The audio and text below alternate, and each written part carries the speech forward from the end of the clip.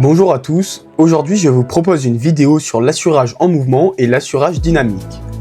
L'assurage en mouvement consiste à se déplacer d'avant en arrière pendant l'assurage afin de garder une bonne fluidité, notamment pour donner du mou aux grimpeurs qui progressent en tête. On commence par un double check pour vérifier tous les encordements. Une fois que tout est bon, le grimpeur peut s'engager. On réalise alors une parade tant qu'il n'a pas clippé la première dégaine. Quand le grimpeur évolue en tête, l'assureur joue aussi avec la distance au mur, il avance ou recule pour donner du mou ou au contraire avaler le mou. Cela permet au grimpeur de clipper facilement puisqu'il dispose en permanence de la quantité de cordes nécessaire. Pour donner du mou, on peut aussi procéder de cette manière, en plus du mouvement avant-arrière. On forme une boucle avec la main droite, on amène ensuite cette boucle au gris-gris, puis on va appuyer avec la main droite sur le gris-gris. Ensuite, avec la main gauche, on tire la corde pour faire passer le mou. L'assurage dynamique permet au grimpeur d'éviter une chute trop sèche. Au lieu de bloquer la corde immédiatement, l'assureur avance rapidement vers l'avant pour offrir un peu de mou, accompagner la chute et absorber l'impact.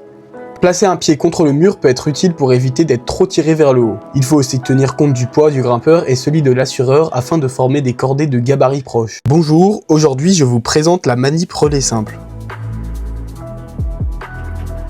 Une fois arrivé au relais, on se longe sur le point le plus haut, car cela réduit aussitôt le risque de chute si un point venait à céder.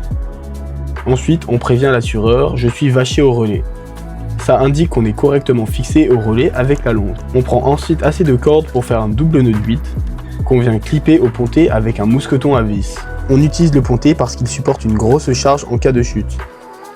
Quand le double nœud de 8 est en place, on peut se désencorder et passer la corde dans l'anneau prévu sur la paroi. Une fois la corde passée, on se réencorde avec un nœud de 8 classique.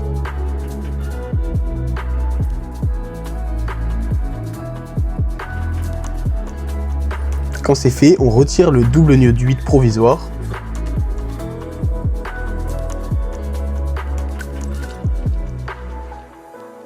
Et après, on demande à notre assureur de prendre sec.